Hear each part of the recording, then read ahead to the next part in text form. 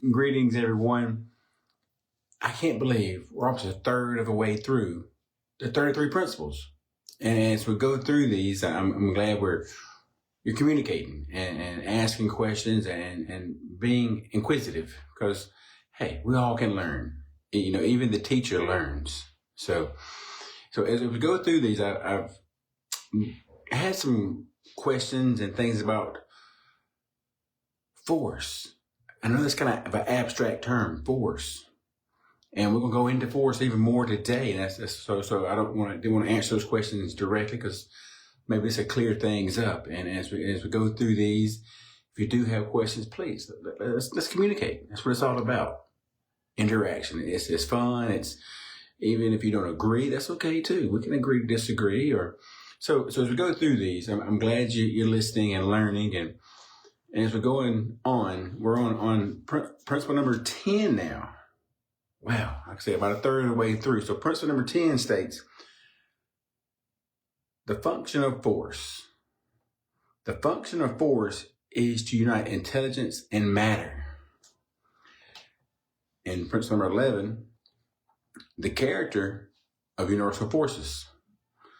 The forces of universal intelligence are manifested by physical laws, are unswavering and unadaptable, and have no solicitude for the structure in which they work. And that's a mouthful. I get it.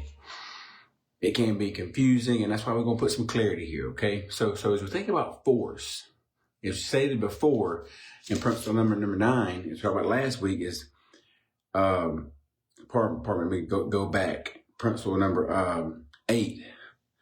The function of intelligence is to create force. Number 8 there. And then we look at number 10, the function of force. So intelligence creates this force. And if you're thinking about ourselves, think about our body here. So my brain wants my muscle to move to here. So I'm over here trying to do this.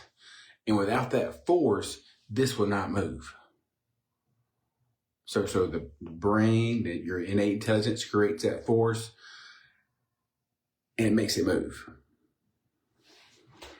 So that's the purpose of intelligence, to create force. And the function of force is to unite the intelligence, which is in us, the brain, and the matter, which in us is the muscle.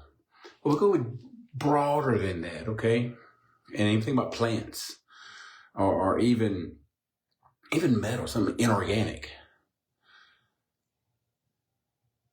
And think about the atoms, because we don't think of like the wood behind me or metal having reproductive issues or problems or reproductive what's the term I'm looking for? You don't think of it as being living. That's what I'm looking for. You don't think of metal and wood being living, but they have atoms, and atoms are always oscillating at a certain frequency. And that's the intelligence and the force in that matter, making it that matter. Okay?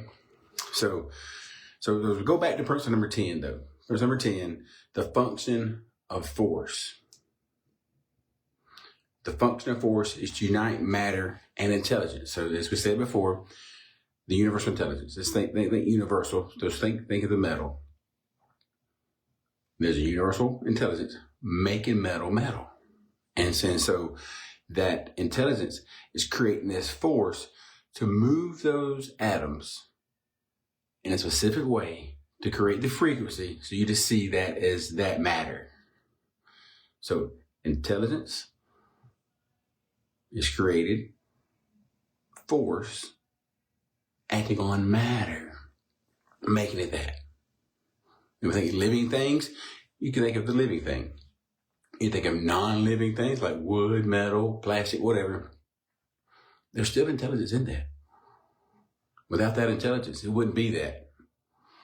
And that goes back to our major premise. And that's why I like going back there, because it just kind of clears things up too. The major premise, a universal intelligence, is in all matter and continually giving to it all its properties and actions, thus maintaining it into existence.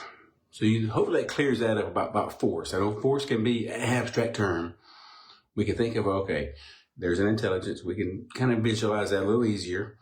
And matter, we totally get that because we see it, we touch it, we feel it.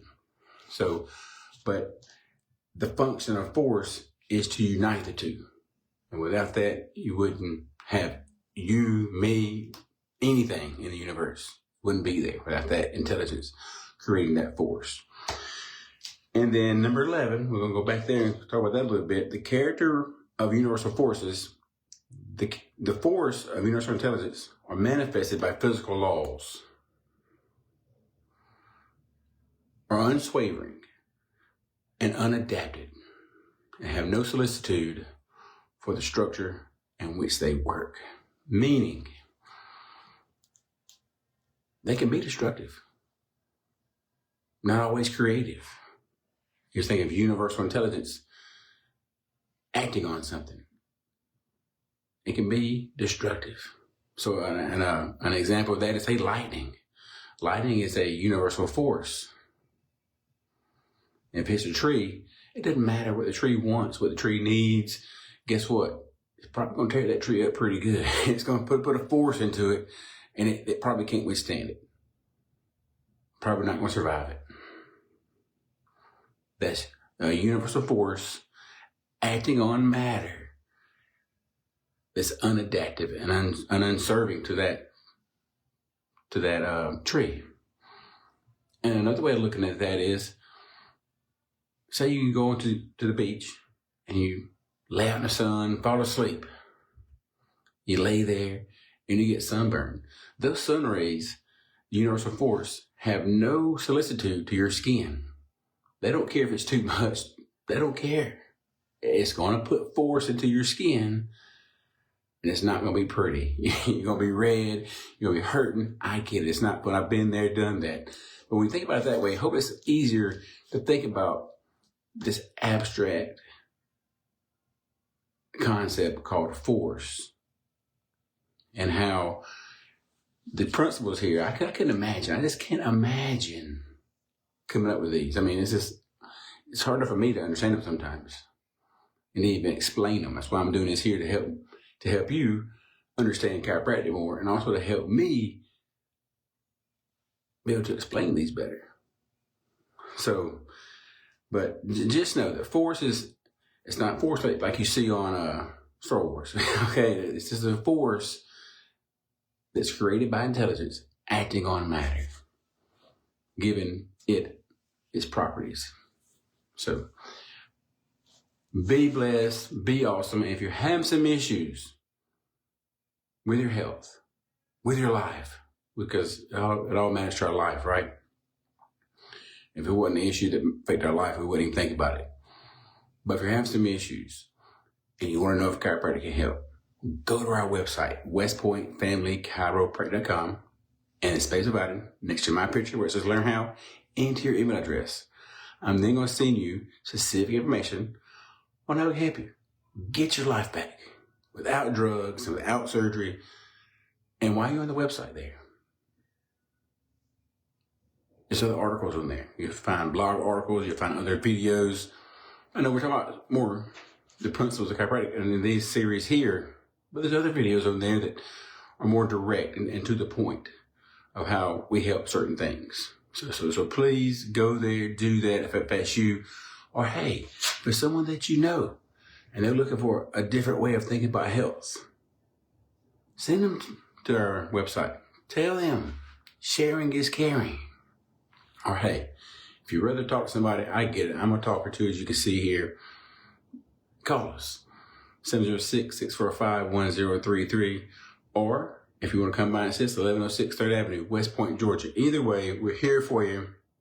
It's our pleasure helping this community get healthier, get happier. Because that's one thing I know. If you're not healthy, it's tough being happy.